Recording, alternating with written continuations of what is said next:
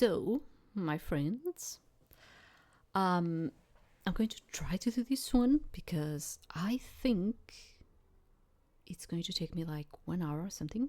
I am not 100% sure. Let's see it. I took a little peek into it. And at the beginning, I was like, oh my God, no, this is not going to happen. When I started having like 6 to 7 lines of a paragraph in there, I was like, oh my, this is not going to happen. But then I started seeing that it's just the beginning. And then you pass that part, which like they are just like describing some people in there. And then, yeah, I think it's just going to happen at the beginning. Okay. So this is Northanger Abbey. Yeah. And I do suppose I need to do my best British accent in here. So this is from developer Spiral Atlas Games. And it says, play Jane Austen classic satirical romance as a visual novel. You are young, new to Bath, and ready for adventure.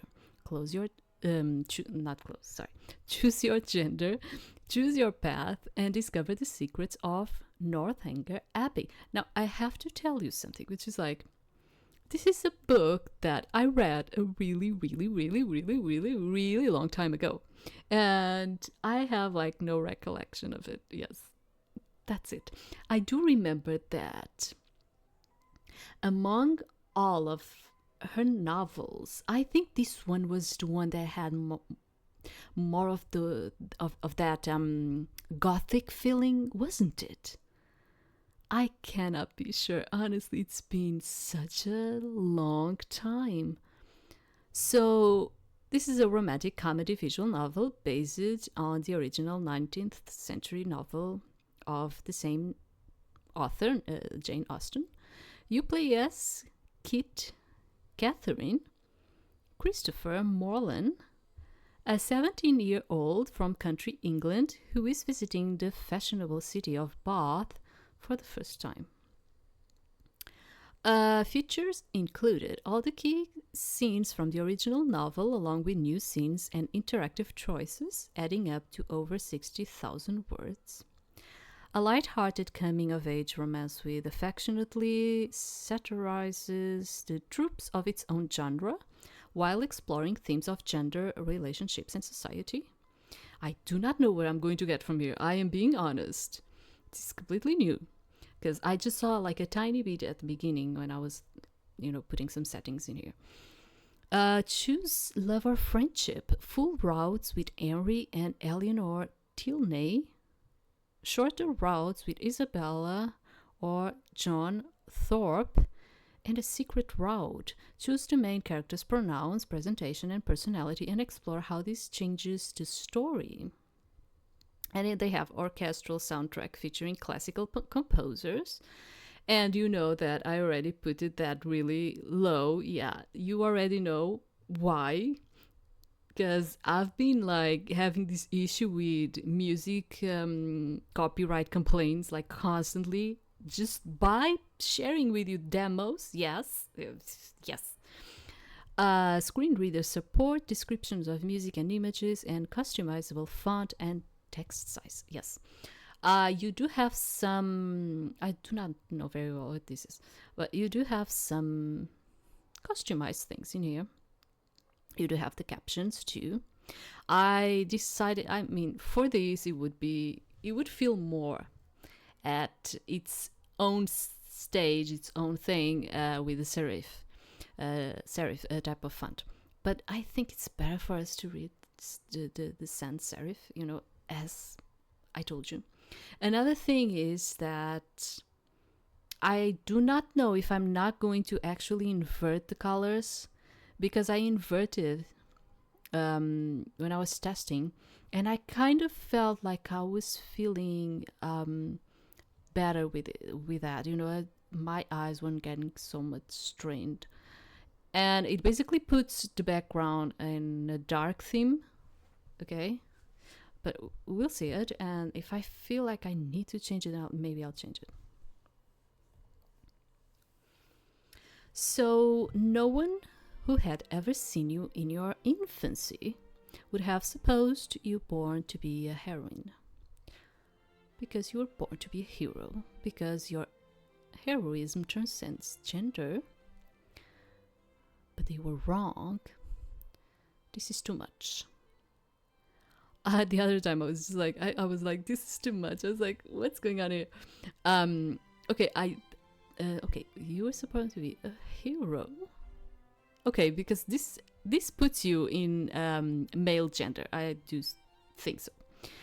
And this one puts you into transgender. And this one, I do not know if we keep being a female. I know this one kind of gets you into, do you want like a random thing? And you're like, yeah, sure, just get me to a random thing. And I would be totally okay to do that. But since I didn't click it on the other ones, let me see.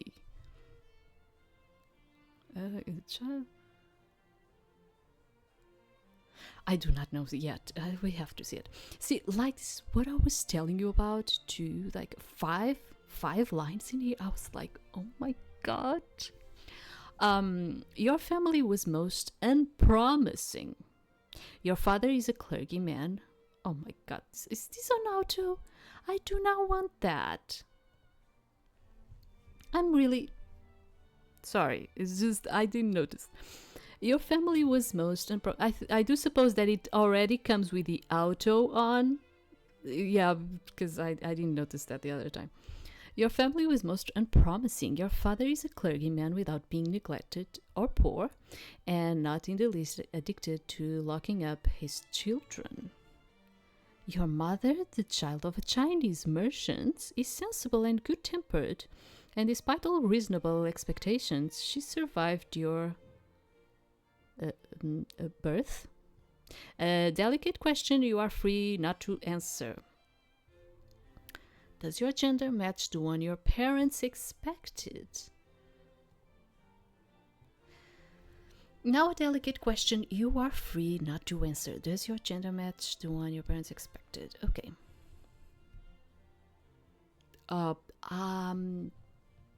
Yeah, sure. Yes.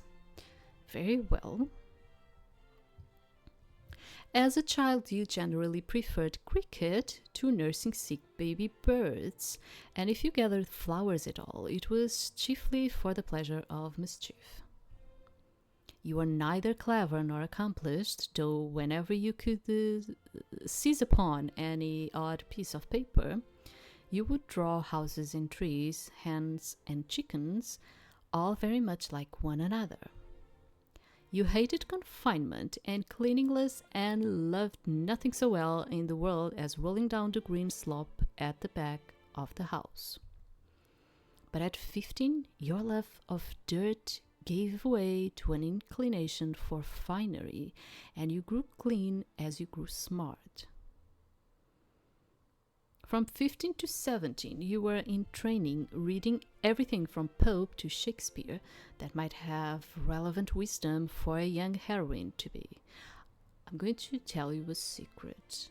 I am not the biggest fan of Shakespeare.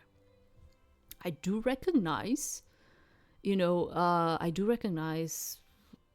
how a greater man he was for his time and everything that he wrote, and but like if you would like ask me, oh, do you really like the plays of Shakespeare, I would be like, yeah, I mean, sure, I like them, but I wouldn't put them like in a higher state as people actually do.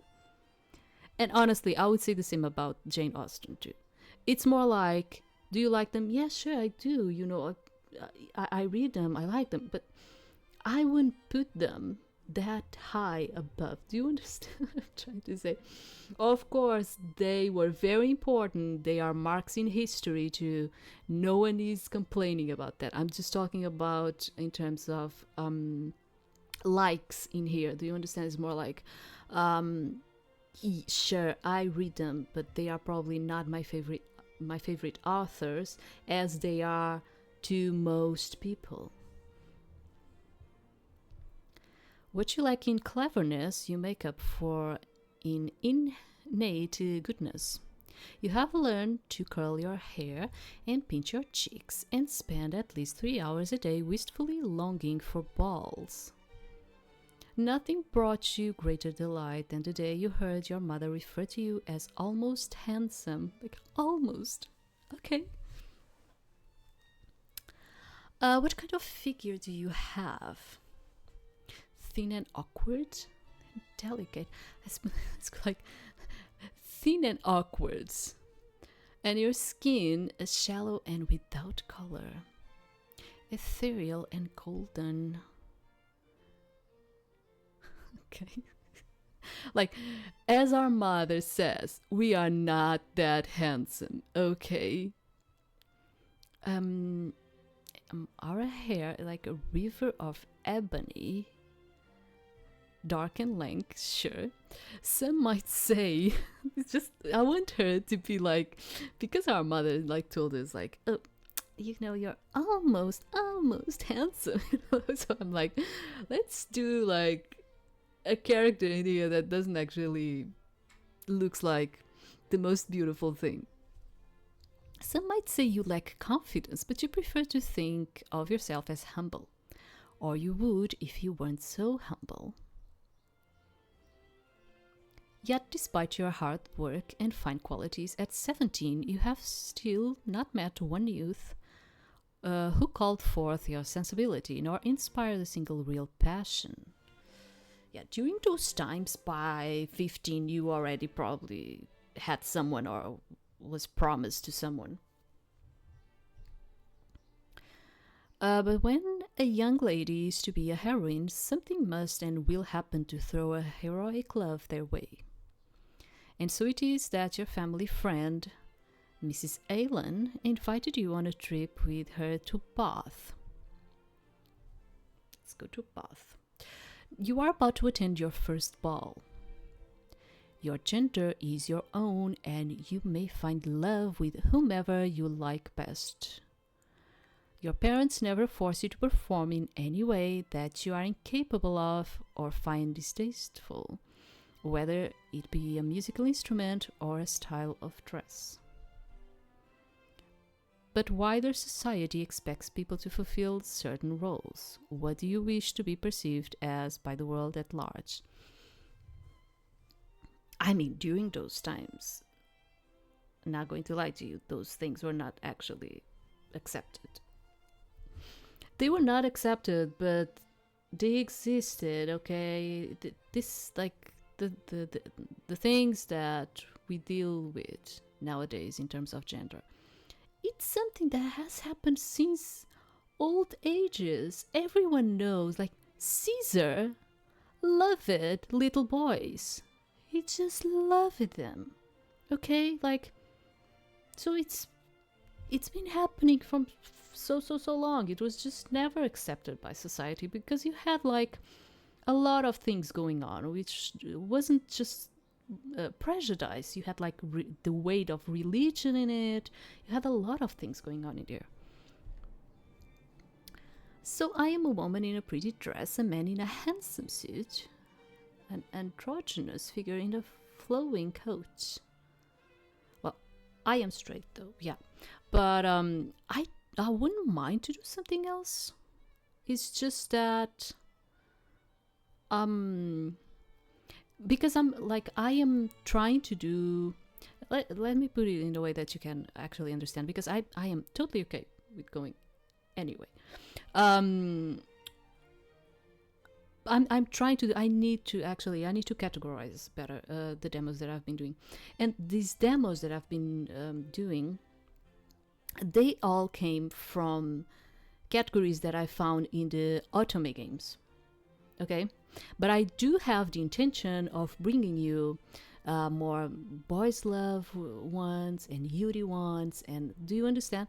So I kind of feel like while I'm doing these ones, maybe I'll continue to just play like the female role, you know, and then when I feel like I'll go to the demos that I really have for the other cases. That I'll go, the other cases. Although this one is an open one. This one is totally fine because this one you have all the genders, so it's fine. So let's be a woman in a pretty dress. Perfect. The world might not expect much of Miss Catherine Morland, but you shall prove it wrong. I mean, I thought we were going to be a lot more shallow. We are not that bad. It is now expedient to give some description of Mrs. Allen, that the player may be able to judge in what manner her actions will hereafter tend to promote the general distress of the work, and how she will probably contribute to reduce you to all the desperate wretchedness of which a bad end is capable. I do not want bad ends. Can you stop with bad endings? I don't like them. Especially when I'm doing the demos. It's like, no, do not give me bad endings in here. So, Mrs. Allen is one of that numerous class of individuals whose society can raise no other emotion than surprise at there being anyone in the world who could like them well enough to marry them. In one respect, she is admirably fitted to introduce a young person into public, being as fond of going everywhere and seeing everything herself as any young lady could be. Dress is her passion. Your entry into life could not take place till after 3 or 4 days had been spent in learning what was mostly worn, and Mrs. Allen had acquired a gown of the newest fashion. Yeah, they during these times, many times, they would have to deal with the fact that another lady could take a dress that would be very much alike. Never the same, because we didn't have the type of grossing that we have in fashion nowadays. So dresses would be usually done by just one person, you wouldn't actually have a copied version, but sometimes you would have something that was very alike.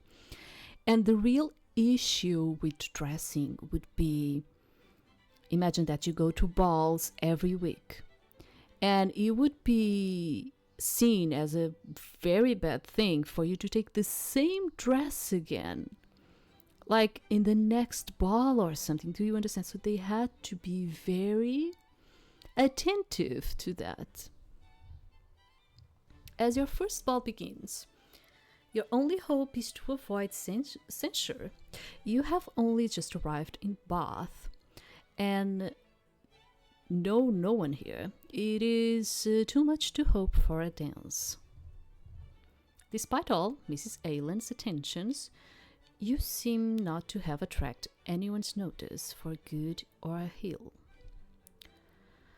So ask Mrs. Allen to introduce you to someone. Leave Mrs. Allen. Watch the people around you closely. I would actually probably not prefer to be just completely alone in a place where I do not know anyone yet of the society.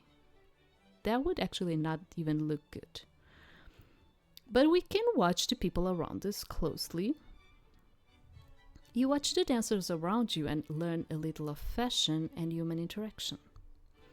The bell is rung for tea.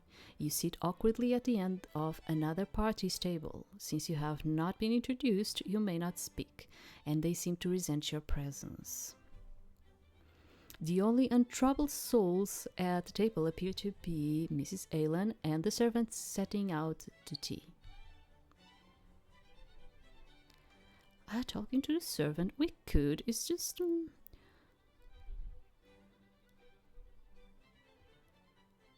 let's not be the complaining type of person. Let's continue watching. I want to see where this is going. You watch the dancers around you and learn a little of fashion and human interaction. It's probably the same thing.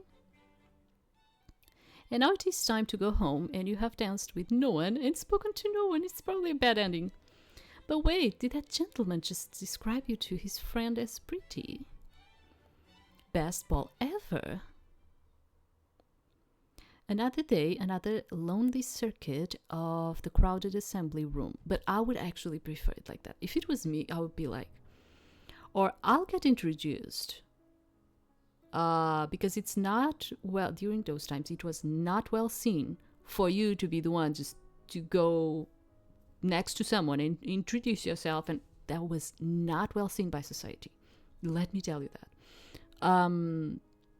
So I would probably, or just stay quiet and see if someone would approach Mrs. Allen to get us introduced.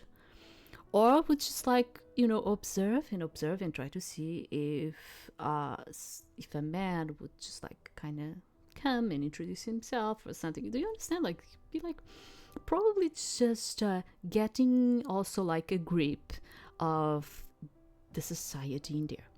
Bath was actually like a place that was kind of high in terms of like the society during those times. Yeah. So as Mrs. Allen introduced you to someone, what should people around you? Okay, let's ask her. I wish you could dance, my dear. I wish you could get a partner. But wait, is my gown torn? My dear, please look at the back for me. She just wants us to like... okay, I see it. It is undamaged, Mrs. Allen. Yeah. Yeah, you had like people like that too. Now that is a relief. It would have been very shocking to have it torn. For my part, I have not seen anything I like so well in the whole room. Yes, Mrs. Allen. Finally, the master of ceremonies takes notice of you, and you are at last introduced to a young clergyman by the name of Mr. Henry Tilney. Good evening. Mr. Tilney is about 4 or 5 and 20, is rather tall, has a pleasing countenance, a very intelligent and lively eye, and if not quite handsome, is very near it. You dance and drink tea and chat for some time on such matters as naturally arise from the objects around you. I have hitherto been very remiss, madam, I'm sorry if I'm not saying it right, in the proper attentions of a partner here. I have not yet asked you how long you have been in Bath, whether you were ever here before, whether you have been at the upper rooms, the theatre.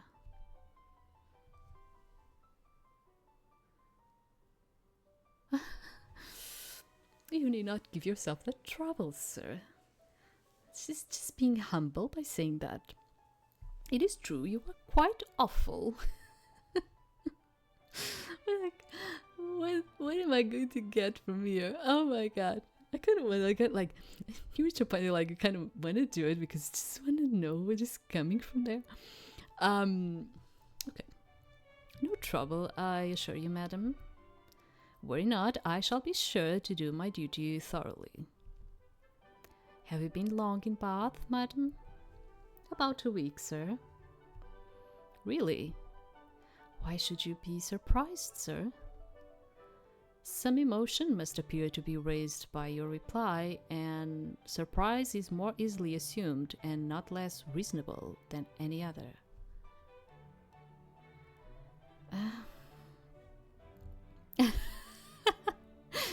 Frown at him. I see what you think of me. I shall make but a poor figure in your journal tomorrow. My journal? Yes, I know exactly what you will say.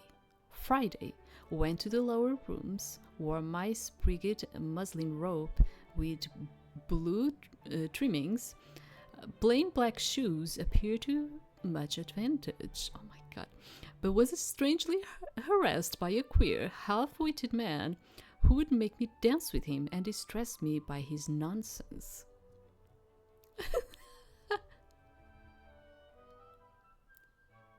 I'm going to frown again. I cannot. And now for what I wish you to say. I danced with a very agreeable young man introduced by Mr. King. Had a great deal of conversation with him. Seems a most extraordinary genius. Hope I may know more of him. But perhaps I keep no journal. Not keep a journal? My dear madam, I am not so ignorant of the ways of young ladies as you wish to believe me. My dear Catherine? Yes, Mrs. Allen? Do take this pin out of my sleeve. I am afraid it has torn a hole already. I shall be quite sorry if it has, for this is a favourite gown. Though it cost but 9 shillings a yard. That is exactly what I should have guessed it, madam. Do you understand Muslim, sir? Particularly well. I always buy my own cravats, and my sister has often trusted me in the choice of a gown. You must be a great comfort to your sister, sir. I hope I am, madam. And pray, sir, what do you think of Miss Morland's gown? It is very pretty, madam, but I do not think it will wash well. I am afraid it will fray.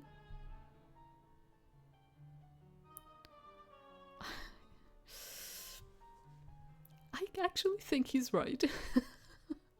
How can it be so strange? Laugh. See, I'm going to laugh. And then you dance again and part on friendly terms. You entered the pump room the next day and ready yourself to meet Mr. Tilney with a smile. You did not find him entirely charming, but an imperfect acquaintance is better than none. But no smile is demanded. Mr. Tilney does not appear. Every creature in Bath, except himself, is to be seen in the room at the different periods of the fashionable hours. Ah, what a delightful place Bath is, and how pleasant it would be if we had any acquaintance here.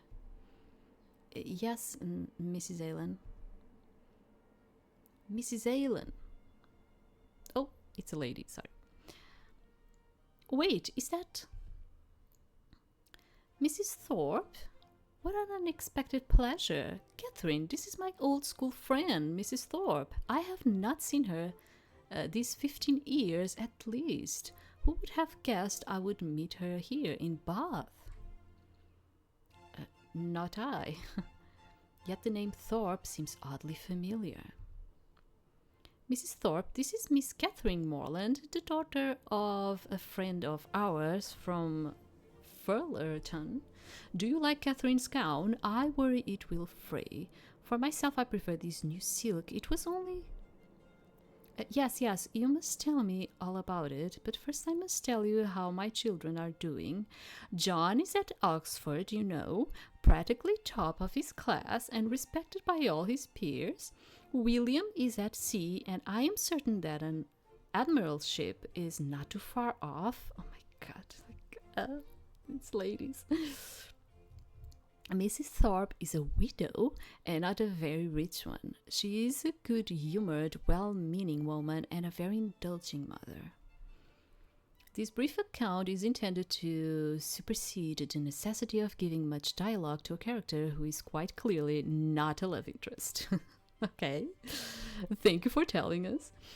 Mrs. Thorpe, and there is my eldest daughter, Isabella. Is not she a fine young woman? Isabella? Mama? Isabella, my dear, this is my old friend, Mrs. Allen, and her friend, Miss Morland. How excessively like her brother, Miss Morland is. You know, oh, you are the family of the friend James stayed with over Christmas. Your elder brother James spoke very highly of the Thorpes in his letter. You decided that if a priest in training thinks well of them, they must surely be good people. Yes, Mr. Morland was so charming. And so, Miss Morland, you and I are already friends. Come, take a turn about the room with me. I'm going to agree, because we need to meet more people. Are you enjoying your time in Bath, Miss Morland? Well, I must admit myself rather tired of it. The balls here are larger than the ones in Tunbridge, but there are not half as many fine gowns. And I am so used to the plays in London that the theatre here is become quite horrid. Yeah, like the idea I have, because I mean, I, I haven't talked about this in a really, really long time. And I think Bath was like a place which was like, it was still in the high society, but it was more of like a rural type of society, but still high. Okay, it's kind of hard to say it. I have never been to London. Is it so very different? Bath seems very fine to me, but I have traveled little. Oh, you must visit London, Miss Morland. I am sure you would have a marvelous time. I am surprised that the aliens have not taken you there. But they probably do not have like money for that. I must admit I envy you a little to be young and to see the world anew. Such innocent pleasures are but a distant memory for an old woman of 21. I mean, if she's 21, and I'm being serious, if she's 21 and she's still single, yeah, during those times that was actually not very well seen by society. You could be like, if you were wealthy, you could be single for the rest of your life. Okay, and I do not actually know, because I told you I don't remember the book, so I do not know. I mean, she said she went to London. Maybe she comes from like a very wealthy family. Yeah. You do not seem so very old to me. Yes, it must be difficult. Because I'm 17 and you're an old hag with 21. You are too kind, Miss Morland. Oh, kind of wondering what she would said if she had my age. Yeah, I'm just like dying right now. Look, that man is flirting with me. He turned his head as we walked by.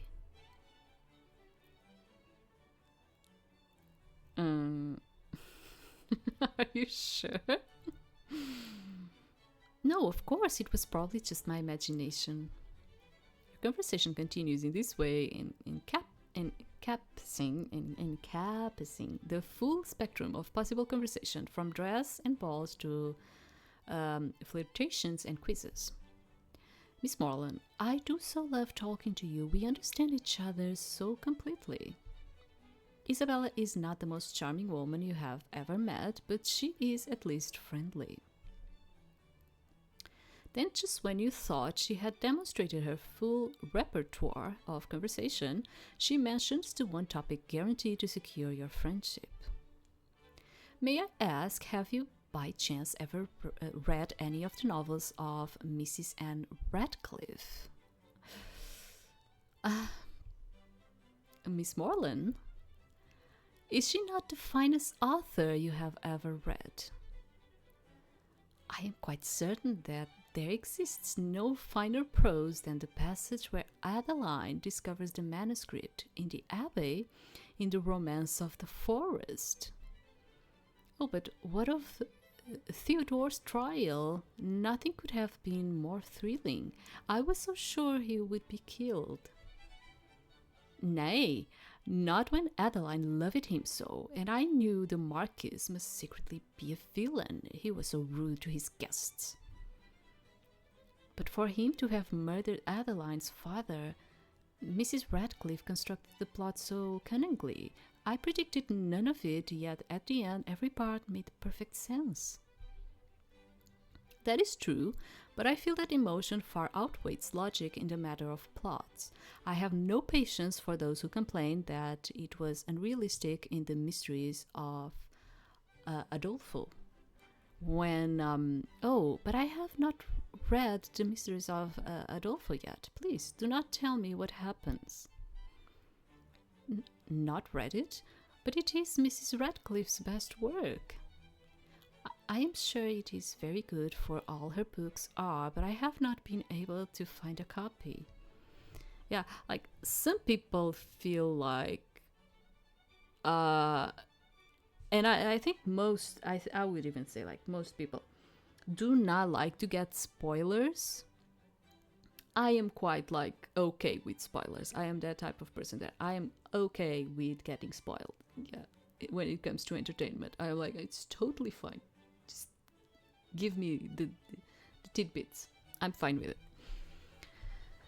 Oh, how terrible. I cannot stand to see you suffer, so I must lend it to you at once. Oh, you would really, Miss Thorpe? That is very kind of you. My dear Miss Morland, nay, Catherine, are we not friends? How can I stand by and watch you so grievously injured when the remedy is within my reach? Of course I will lend you the Adolfo, and the Italian too, if you lack it. You had your doubts, but are now certain that Isabella is the finest woman who has ever existed, and the most excellent friend you could ever ask for. But as excellent as Mrs. Radcliffe's books are, you can only talk of them for so long. But I notice your eye wander the room. Is there perhaps someone special you hope to see? Perhaps. How marvelous! Tell me all about him. If you like him, I am sure he must be the best of men. His name is Mr. Henry Tilney. She actually got into him. I mean, he was so awkward. We have met but once. However, until I met your mother and yourself, he was my only acquaintance in Bath. I wonder if I would see him again today. He sounds utterly charming, and of course he was delighted by you. How could he not be? I hope not. I mean, he was okay, but he was kind of awkward, wasn't he? He was kind of awkward. You do? Yes, I like Mr. Tilney, but I do not wish him to be partial to me in any serious way. We are just friends. I was not speaking of anything serious, Catherine. I only spoke of him being delighted in you, as everyone is. So tell me more. What does he look like? Is he rich? Does he have any family? He has brown skin with dark eyes and rather dark hair. I do not believe he is rich, for he is but a clergyman. But I do not believe he is poor either, and I know he has a brother and a sister. I mean, he was fine. He was just his way of making jokes and all of it. It was kind of like, okay, dudes, sure. A clergyman, you say. I like him more and more. I must confess myself very partial to the profession. She sighs deeply and gives you a significant look.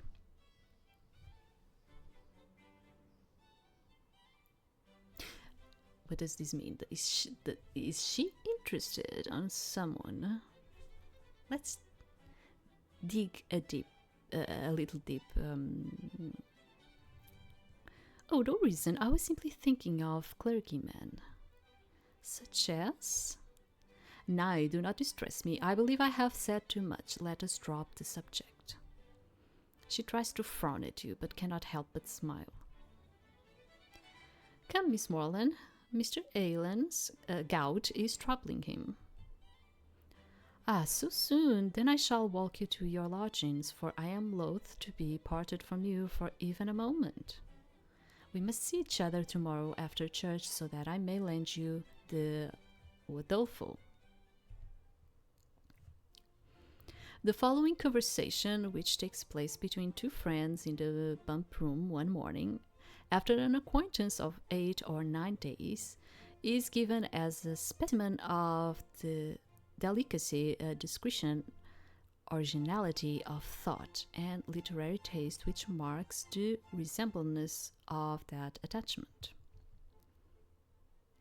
My dearest creature, what can have made you so late? I have been waiting for you at least this age, and I have and I have 100 things to say to you. Have you indeed? I am very sorry for it, but really I thought I was in a very good time. It is but just one. I hope you have not been here long. Oh, these 10 ages at least. What have you been doing with yourself all this morning? Have you gone on with Udolpho? Yes, I have been reading it ever since I woke, and I'm got to the Black Veil. Are you indeed? How delightful. Oh, I would not tell you what is behind the Black Veil for the world. Are not you wild to know? Oh, yes, quite. What can it be? But do not tell me. I would not be told upon any account. I know it must be a skeleton. I am sure it is Laurentina's skeleton. Oh, I am delighted with the book. I should like to spend my whole life in reading it. I assure you, if it had not been to meet you, I would not have come away from it for all the world. Dear creature, how much I am obliged to you, and when you have finished Udolpho, we will read the Italian together, and I have made out a list of 10 or 12 more of the same kind for you. Have you indeed? How glad I am, but are you sure they are all horrid? Yes, quite sure, for a particular friend of mine, Miss Andrews, one of the sweetest creatures in the world, has read every one of them. I think she is like the sweetest creature, but she likes the horror of it, okay? I wish you knew Miss Andrews. You would be delighted with her. I think her as beautiful as an angel, and I scold the man amazingly for not admiring her. Scold them, really? There is nothing I would not do for those who are really my friends. I have no notion of loving people by halves. It is not my nature. If I were to hear anybody speak slightingly of you, I should fire up in a moment, but that is not at all likely, for you are just the kind of girl to be a great favorite with everyone. Okay, really? Does she think that of me? How can you say so? Like, I don't know if I should just say, okay, thank you, or like, what? I'm kind of tempted. Because I know you so well. You have so much animation, which is exactly what Miss Andrews wants, for I must confess there is something amazingly insipid about her. Just yesterday I saw a young man looking at you so earnestly. I am sure he is in love with you. But you are indifferent to everybody's admiration, except that of one gentleman who shall be nameless. Isabella, you must not speak so. Mr. Tilney is only my acquaintance, and I may never see him again. He has quite likely left Bath entirely. Not see him again? My dearest creature, do not talk of it. I am sure you would be miserable if you thought so. No, indeed, I should not. And while I have Udolpho to read, I feel as if nothing could make me miserable. It is so odd to me that you should never have read Udolpho before. But my dearest Catherine, have you settled what to wear on your hat tonight? I am determined, at all events, to be dressed exactly like you. The men take notice of that sometimes, you know. But it does not signify if they do. Signify? Oh heavens, I made it a rule never to mind what they say. They are the most conceited creatures in the world and think themselves of so much importance. By the by, though I have thought of it 100 times, I have always forgot to ask you what shade of hair you find most appealing. Okay, I do think that if we start saying that it's light, we might actually get to her. Let me just see. Indeed.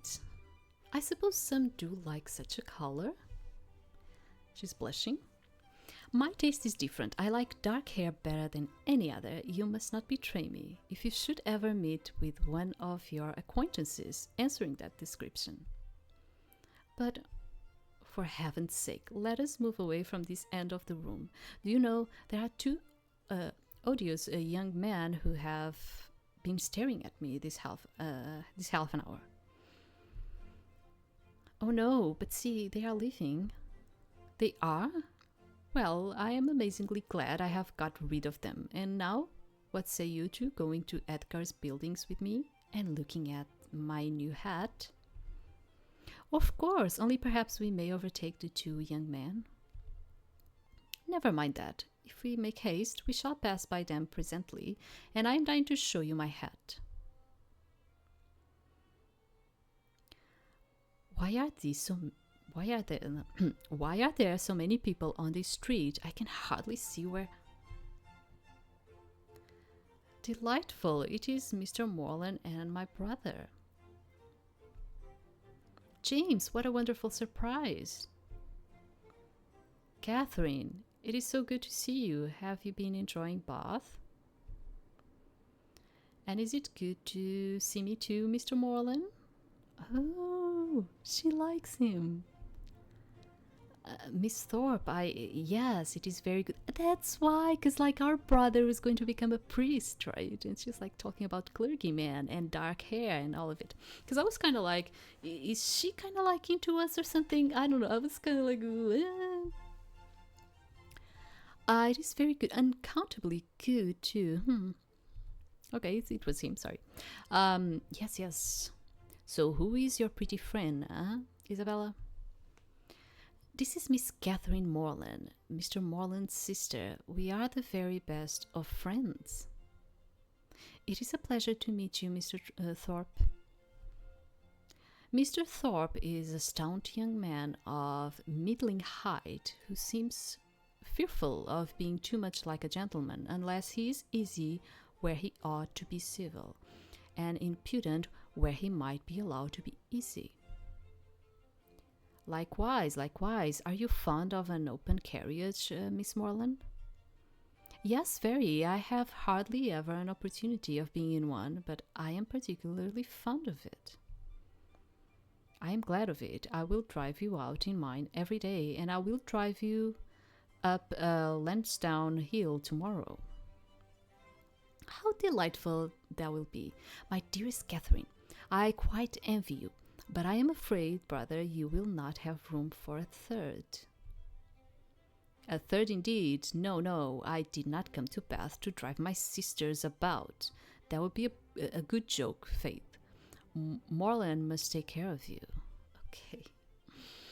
Then follows a very long and very dull conversation in which Mr. Thorpe tells you all about his gig, his horse, how much he paid for both, and all the ways in which they are superior. This is interspersed with a short, decisive sentence of praise or condemnation on the appearance of every woman you pass. Fearful of hazarding an opinion of its own in opposition to that of a self-assured man, you struggle to think of anything to say. You venture at last a question on the topic always upmost in your thoughts. Have you ever read Udolpho, Mr. Thorpe? Oh, Lord, not I. I never read novels. I have better things to do. I think you must like Udolpho if you were to read it. It is so very interesting. Not I, Faith, no. If I read any, it shall be Mrs. Radcliffe's. Her novels are amusing enough, and there is some fun in nature in them. Yeah, that's what I was like thinking. I was like, what? Let's not contradict him, because I do not want to get in this guy's bedside, because he has a status in the society, and I do not want to get in his bedside. I usually am. This conversation brings you to the door of Mrs. Thorpe's lodging, and the feelings of the discerning and unprejudiced reader give way to the feelings of the dutiful and affectionate son. Ah, mother, how do you do? Where did you get that quiz of a hat? It makes you look like an old witch. Okay, I'm kind of like understanding the way he is. Yeah, like his personality. It's kind of like, yeah, I'm seeing it. Dearest John, I am glad to see you in Bath at last, and with Mr. Morland. How good it is to see you again. We have been quite bereft without you, have we not, Isabella? It feels like an age since I saw you. Oh goodness, Miss Thorpe, But we have not all been introduced. Mrs. Hutches, this is Mr. James Morland, who stayed with us over Christmas. And this is his charming sister, Miss Catherine Morland. Mr. Morland, Miss Morland, this is my friend, Mrs. Hughes. Sorry. This is Mrs. Hughes. She's only recently arrived in Bath herself. It is a pleasure to meet you, Mrs. Hughes. Any friend of the Thorpes is a friend of mine. I might say the same thing. Are you both new to the city as well? Fairly new, madam. James is recently come from Oxford with Mr. Thorpe, but I have been in Bath for nearly a fortnight. After working hard on their studies, no doubt. James laughs awkwardly, and John sneers. Mrs. Hughes seems not to notice. Has the city been to your liking, Miss Morland? Yes, very. It seems very demanding for young people, all this business of finding partners and then dancing with them. I am glad that an old woman like myself need only worry about the line to taste the waters. Mrs. Hughes appears to be a friendly but awkward widow around 50 years of age with little of interest to offer to yourself or any other young person. Isabel and John ignore her with an ease born of repeated practice. I mean, it would be good to have like someone else in our acquaintances, I would say, although she's like, have you been to Bath before, Mrs. Hughes? A number of times over the years. It seems to become more crowded every year. It is certainly very crowded. But the weather has been generally fine, which is a blessing. Yes, I'm glad of the fine weather. You are being very dull. You should suggest a topic of conversation yourself instead of making Mrs. Hughes carry the conversation. But what do old women like to talk about? Mrs. Allen would wish to speak of fashion were she here. But Mrs. Hughes appears not to have changed her wardrobe significantly since the previous century. Yeah. Of course, there is one topic on which you always have plenty to say. So, like books again? Yeah. Have you read Udolpho, Mrs. Hughes? Is that a novel? I remember Miss Thorpe mentioning a title something like that. Yes, The Mysteries of Udolpho by Mrs. Anne Radcliffe. Isabella and I agree that it is the best novel ever written. It must be very fine, I am sure, if Miss Thorpe and yourself both hold the work in such high esteem. Is it very droll? I must own that I have trouble enjoying any story which does not make me laugh. Until now you had considered yourself prepared to weather any criticism of Mrs. Radcliffe's works.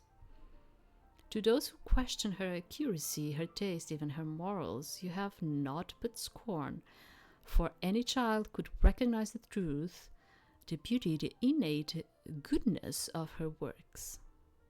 But for all the joy her novels had brought you, despite the countless emotions you have been transported to by her words, they are not inclined to make you laugh. Yes, they are not.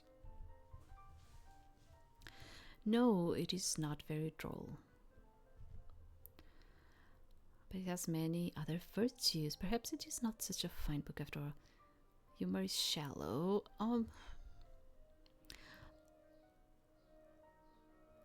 Let's not demoralize the thing. Perhaps it is not just. Let's not put the novel in a bad spot either. It has other virtues.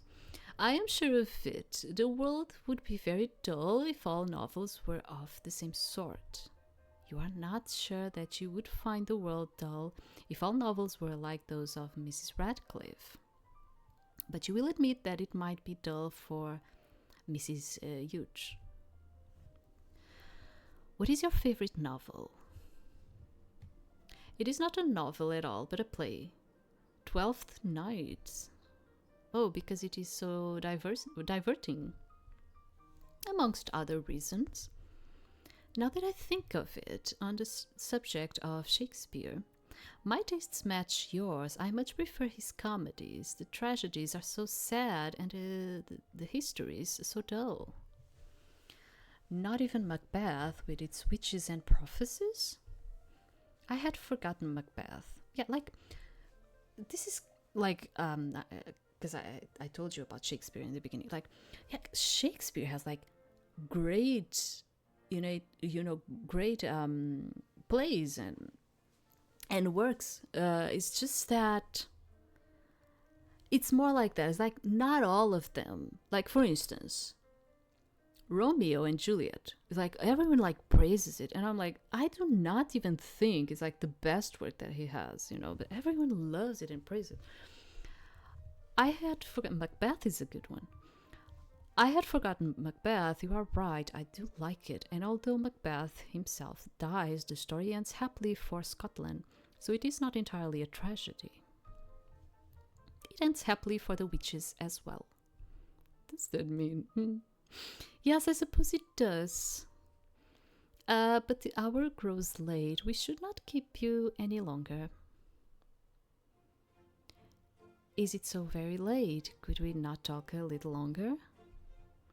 Isabella smiles at your brother and sighs deeply. But the hour really is growing late, and the Alans will wish to speak to James. You say your goodbyes and make your way back to your lodgings. Miss Morland, before you go, you are the most charming girl in the world. You will dance with me this evening, yes? Of course she will. Oh, see how he dotes upon you, Catherine. You do not think Mr. Thorpe the most charming man in the world, but with Mr. Tilney gone from Bath, this is possibly the only offer you will receive for the rest of your trip. Saying yes would be the most sensible and polite path, if not the most enjoyable.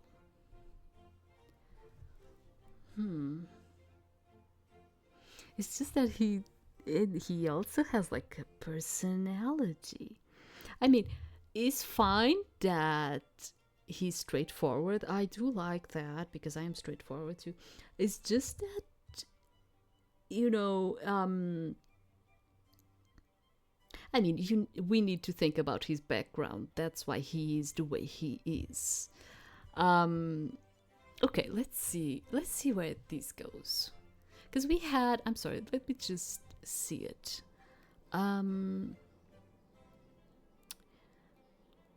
Because we had Henry, Eleanor, Isabella, John. I do not know if we have like another guy in here. That's why I'm like, should I say yes? Should I say no? Let me just do a quick save in here. Let's do a quick save in here. Maybe a real save. Wait. And I'll say no. What's that? Poor Catherine is tired and out of temper. Ah, of course, entirely understandable. Well, Catherine, how do you like my friend Thorpe?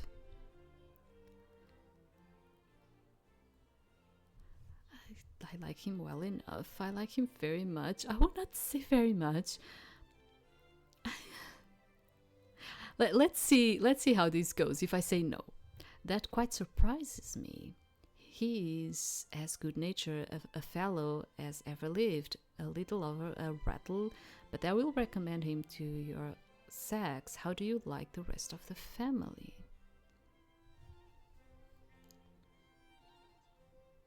Well, I will not steal Isabella from my brother, honestly. I could, you know, because I like Isabella, but I'm not going to take her from my brother. I have no strong feelings one way or another. They seem impossible to escape, but I don't know. Come on, Catherine, what better friend could you ever find than Miss Thorpe? She has so much good sense and is so thoroughly unaffected and amiable. I always wanted you to know her, and she seems very fond of you. She said the highest things in your praise that could possibly be. Yeah, but I don't know if I said that, if they were going to start putting us in a route with Isabella or not. You know, I'm kind of like feeling like, and it would be fine. It's just that now that I know that she's into our brother, I'm kind of like, I kind of want to take her from him. Do you understand? Your brother seems awfully fond of Isabella. You hardly mentioned anything of her when you wrote to me after your visit to the Thorpes. Because I thought I should soon see you myself. I hope you will be a great deal together while you are in Bath. She is a most amiable girl, such a superior understanding. But I have another engagement. We must speak again another time, dear Catherine. I need not ask you whether you are happy in Bath with such a companion and friend as Isabella Thorpe. It would be impossible for you to be otherwise. I am happy, especially now that you are here. But James, But he does not seem to hear you. Another night, another ball without a partner, but it is better than having to dance with Mr. Thorpe. And oh look, he has left to play cards. How shall you console yourself for the loss? Miss Thorpe, may I have the honor of a dance? Oh, I would so love to dance, but nothing shall induce me to join the set before my dear Catherine can join it too. For if I did, we should certainly be separated the whole evening. How thoughtful you are, Miss Thorpe. No sacrifice is too great for a true friend. You continue as you are for a full 3 minutes. My dear creature, I am afraid I must leave you. Your brother is so amazingly impatient to begin, and I know you will not mind my going away. She was being polite. Wish her well. Point out her hypocrisy. No, she was being polite. Of course, there is no reason we must all wait to dance. I knew you would understand. Goodbye, my dear love. Yes, sure. Of course, she was kind of like doing it in an hypocritical way, but I kind of felt like she was kind of like being polite too, you know. And now you share the discredit of wanting a partner with the scores of young ladies sitting alone at the edges of the room. But fortitude in the face of injustice is what dignifies the character of a true heroine. You suffer, but no murmur passes your lips. Yet wait, who is that entering the room looking as handsome as ever? Could it be Mr. Tilney, and who is that beautiful woman on his arm? His sister, perhaps, a family friend? But they are walking the other way, you want to know. Wait, it is Mrs. Thorpe's friend, Mrs. Hughes. How does she know the Tilneys? Oh, and Mr. Tilney has caught your eye. Good evening, Miss Morland. I am surprised to see you again, sir. I thought you had left Bath. I had for a week, and then returned with my sister. His sister, of course. I know that after such a long absence you may have forgotten me entirely, but if it is not too forward from a stranger, may I request the pleasure of a dance? Ah, God, I kind of want to be with the other guy, but I also kind of do not feel like I want to be with this guy either. So it's like, I don't know what to choose. Let's see how it goes. Okay, yes, I am glad to hear it.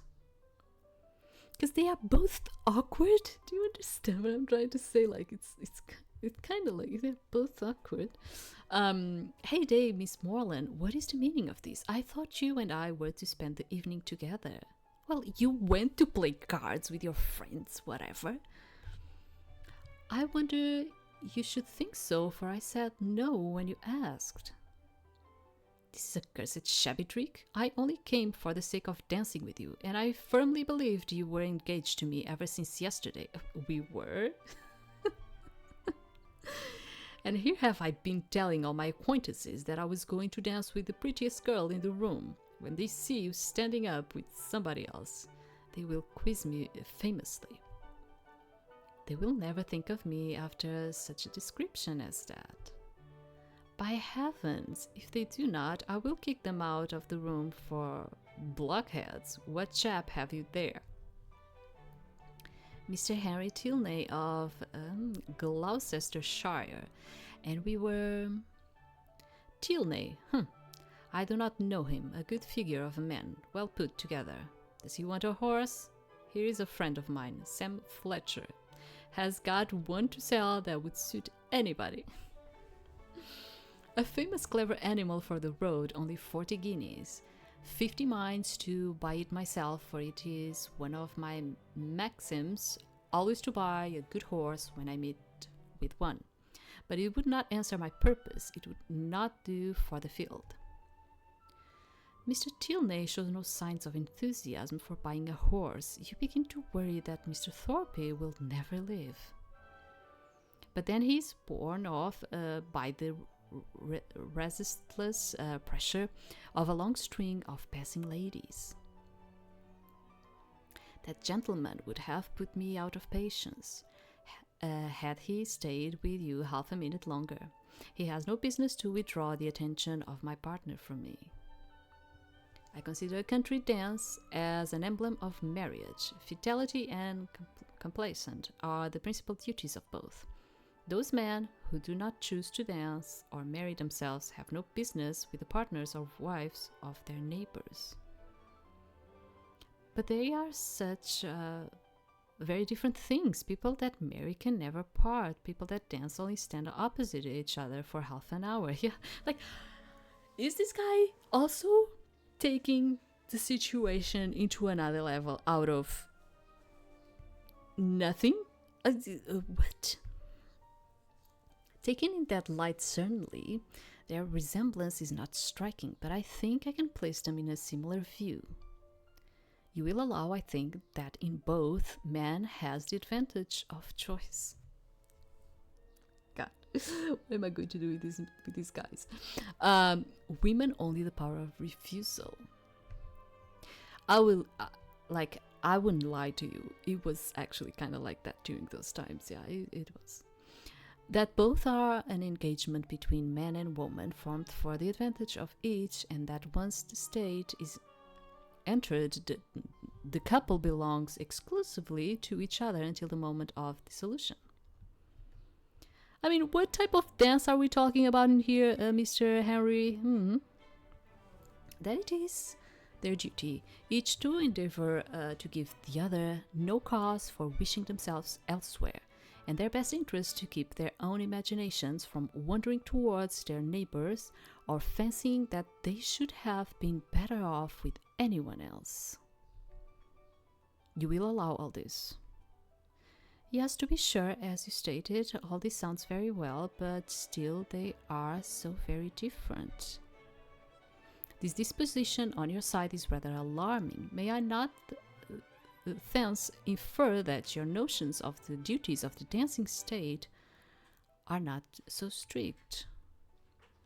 Have I reason to fear that if the gentleman who spoke to you just now were to return, or if any other gentleman were to address you, there would be nothing to restrain you from conversing with him as long as you chose? I mean, Mr. Thorpe is such a very particular friend of my brother's that if he talks to me, I must talk to him again. But there are hardly 3 men in the room besides him that I have any acquaintance with. And is that to be my only security?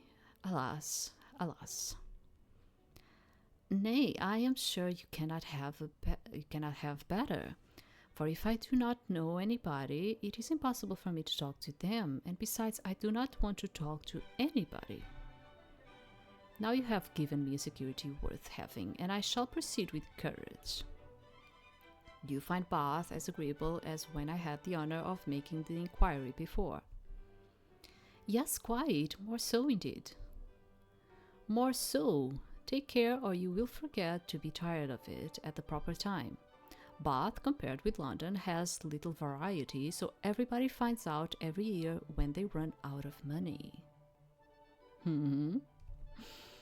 Well, other people must judge for themselves, but I, who live in a small retired village in the country, can never find greater sameness in such a place as this than in my own home. One day in the country is exactly like another. Well, when you sink once more into that unaltering void, you will have more to say. You will be able to talk of Bath and of all that you did here. But every dance comes to an end, and eventually Mr. Tilney leaves you to return to your solitary vigil on the edge of the room. I am kind of glad, because I did not wanted to take that dance thing of like being committed to someone into another level. Having nobody to dance with at present, you decide to settle for some conversation.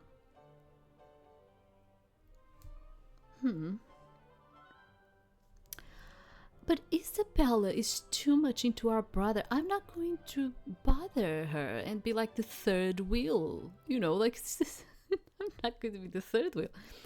Miss Morland, may I be of assistance? It is a little difficult to hear her soft voice over the sound of the orchestra and the chattering of the dancers. Oh no, not really. I only hope to make conversation. Then I would be delighted to assist you. You sit down and make yourself comfortable next to Mrs. Hughes at the edge of the room. I was wondering how you became friends with Mrs. Thorpe. Did she also attend school with Mrs. Tilney and yourself? Except, no, Mrs. Thorpe went to school with Mrs. Allen. Did she? What an amusing coincidence for us all to be in Bath together. Well, except poor Betty, God rest her soul. Betty, was that Mrs. Tilney's given name? Yes, Betty Carr? She was as a girl with me at Artemis House, as long time ago now, that was. Mrs. Thorpe, however, I have not known for anywhere near as long. She was introduced to me by a friend, Miss Clark. I suppose I did meet Mrs. Thorpe through Artemis House. Miss Clark was at Artemis House with Betty and I, but as a teacher. I would not wish to be friends with most of those teachers, terrible harridums they were, but Miss Clarkey was always kind and friendly. Betty and I kept up a correspondence with her once we were grown. After Betty died, there was only me. And then one day, Miss Clark wrote to me very excited about her new friend, Mrs. Thorpe. She had told Miss Clark of a marvelous new investment opportunity. But Mrs. Thorpe specifically asked me not to talk about it. You see, she wishes to keep the pool of investors small to prevent some unscrupulous banker swooping in and taking the opportunity out from under us. They do that, you know. I promise to keep your confidence. Thank you, Miss Morland, and since you are a friend of Mrs. Thorpe, I suppose I can tell you that it is overseas and quite exciting. I must admit to having had my suspicions when Miss Smith told me about Mrs. Thorpe's scheme, especially when cost kept accruing and the date for the venture's completion kept being pushed back. Is this like some kind of really bad scheme going on in here? I am ashamed to say that I was quite rude when I first met Mrs. Thorpe. I accused her of all sorts of awful things. I even threatened to involve the police. But she was so kind and reassuring. She explained that such a large endeavor will naturally have a few delays and that all Mrs. Clarke's investments will be repaid tenfold when the venture is complete. God, I think I'm seeing it. Why she even persuaded me to invest a little of my savings, I was able to reassure Miss Clarke that her troubles would soon be over. I think she got into a scheme. But well, it has been 3 years now. Goodness. And to think Mrs. Thorpe told me at first that it would be finished by Christmas that year. Yeah. I'm sorry to rattle on so about boring business matters, Miss Morland, but that is how I met Mrs. Thorpe.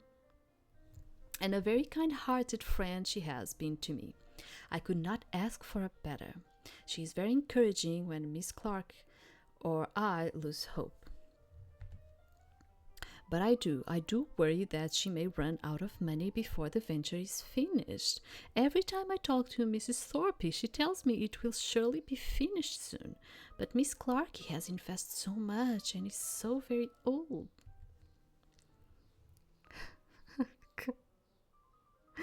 Yes, I am sure it will be finished soon.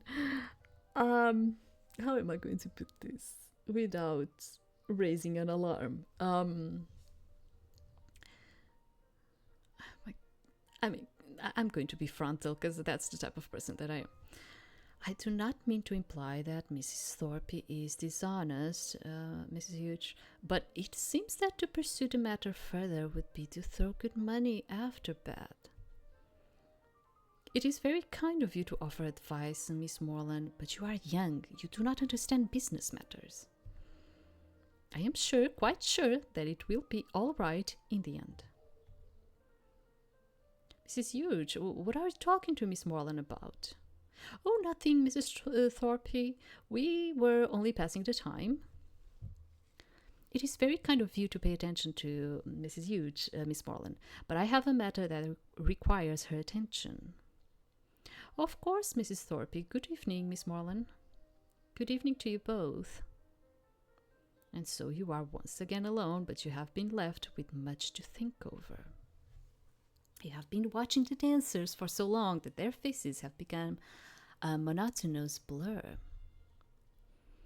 But then Mrs. Hughes approaches, accompanied by the one person you are most curious to meet, Miss Tilney.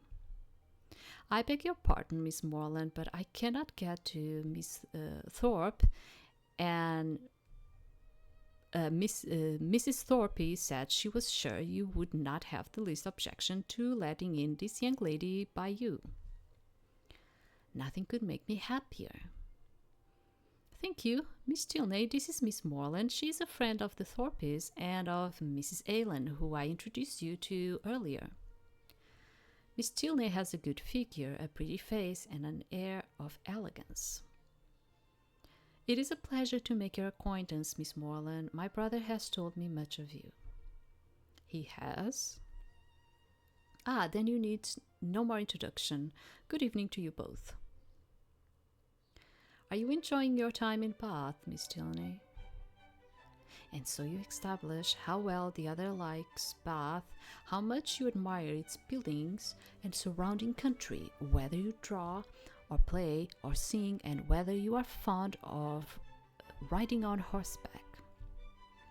In all probabilities, not an observation is made by either of you which has not been made some thousands of times before under this roof in every Bath season, but nevertheless you enjoy Miss Tilney's company.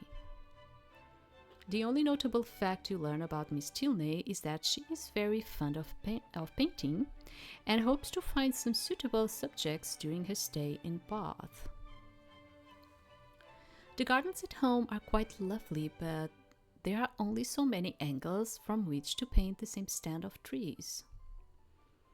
Oh, you must consider angles when you paint. I had thought them only relevant to geometry. But there is all manners of geometry in art, the plane of the ground, the angles of the sun, perspective lines dictating the manner in which distant objects diminish. I had no idea you had to consider so much. I thought you merely looked at the scene and then drew what you saw. Although I was found that more difficult than I expected. I always found, sorry, because I was like, found? I always found that more difficult than I expected. Everyone finds that difficult. That is why we turn to geometry to make the task easier. You find it hard to imagine how adding geometry to something could make it easier. How fascinating, although I do know about that. I am glad you think so. Consider this room. It is shaped like a box, but to our eyes, the further ends shrink away to form a sort of truncated triangle.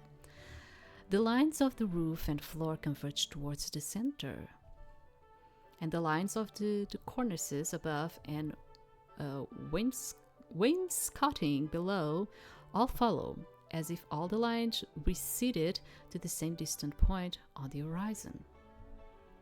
You follow her hands as they move through the air, forming glittering lines in your mind's eyes.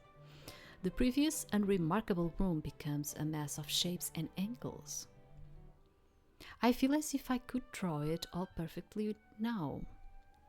But of course, I could not. Nor could I, but there is beauty in perfection.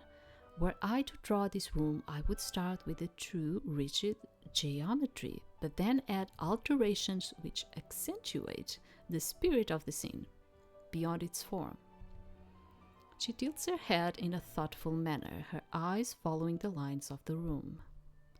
I might accentuate the shadows under the busts on the wall, so that they seemed like judging eyes looking down in disapproval, and increase the angle of the perspective so that the room seemed almost infinitely large, the doors impossibly huge and far away. And then the dancers, a faceless mass. The room is a riot of different colors, yet every face is identically empty and every color doomed to fade. How horrible! Oh yes, I suppose it is. I apologize, Miss Morland. I do not actually consider the people here to be... No, Miss Tilney, you misunderstood me. I'm sorry. No artist wishes to be told their ideas are horrible, I'm sure, but I intended it as a compliment to your imagination. In that case, I am complimented. Thank you. You sent such a delightful chill down my spine. I shall remember it with pleasure every time I look up at those faces. I would love to see the painting. Were you ever to create it? Thank you again, but alas, it would be difficult to set up my easel, sorry, my easel here, without being knocked down by the crowd. This is one reason I usually restrict myself to lonely fields and distant cityscapes. They sound wonderful as well. What subject are you painting at present? None. At present, I am attempting, with little success, to translate a novel in Punjabi. In Punjabi? Okay. That my mother brought with her from India. Oh, okay. Because I was like, why is it... What?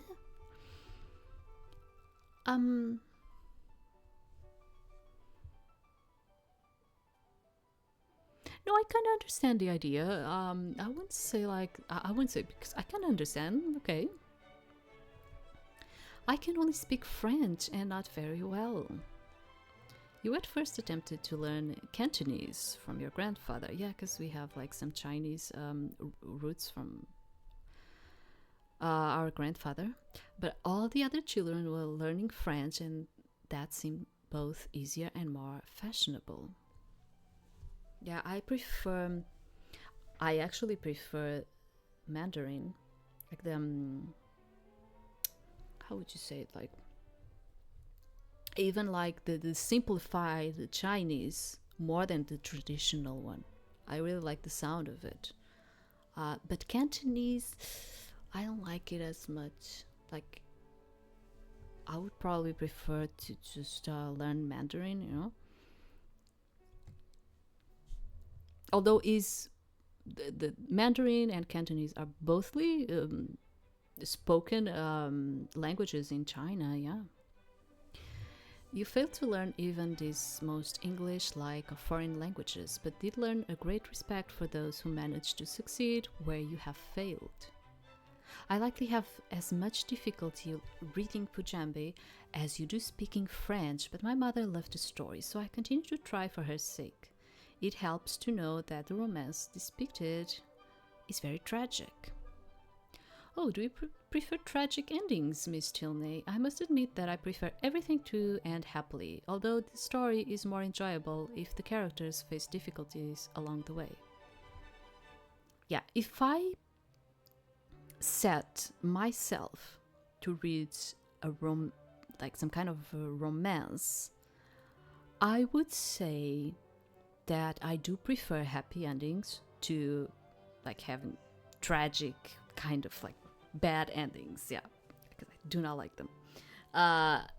They are usually like the tragic, more dramatic type of endings. They many times they are better because they are more impactful inside of you. But it comes with the same thing when I'm playing visual novels, especially otome games. You have like a genre inside of visual novels, which is nakige, and those are the ones that they are supposed to make you cry. So usually you have like a lot of like dramatic and tragic things going on there, and I do not prefer those because I always feel like entertainment should be made to make you like think about good things. I mean, your life is already so tragic. Why do you want something that is going to make you even feel more, I'm sorry, suicidal? Do you understand what I'm trying to say in here? But there's a ton of people that like that type of more kind of like tragic, dramatic spectrum of the stories, you know. Although my favorite book does not have a good ending. It actually has a bad ending that I really think it's a very realistic one. I'm not going to say which one is. But it's an old novel too. But it's not categorized as like a real romance. Do you understand? So when I'm really up to romance, I do not like to have like those bad endings. My tastes match yours for the most part, but if there is to be tragedy, it should be as tragic as possible. Either nobody I like very much should die, or all of them should. I hope that does not strike you as too bloodthirsty. Not at all. Have you read The Horrid Mysteries? I have not. Are they horrible in the complimentary sense? They are very horrible, but the hero, if you can call him that, was so awful that I was glad to see him die. And although it was sad when he murdered so many people, there was a sort of beauty to it. Oh, but now you must think I am too bloodthirsty too. No more than I. The Horrid Mysteries, you say. I shall find a copy for myself. You speak on similarly cheerful topics for some time to the mutual enjoyment of you both. Eventually the conversation reaches a natural pause and it comes to you to think of something to say. I am starting to be without time. I was hoping this was going to be short, and now I'm like, oh my god, I do not know. Yeah, because I only have like 20 more minutes, and I cannot. Yeah. How well your brother dances, how pretty your hair looks. I'm glad to have met you and your brother.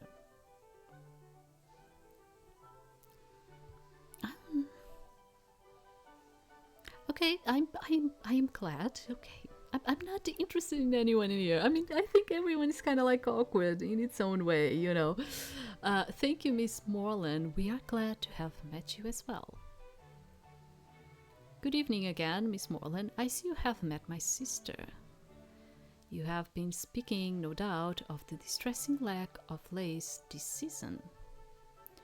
We were not. No, but what else could two young people be discussing so earnestly, Hats? Your love of country walks? I do love country walks.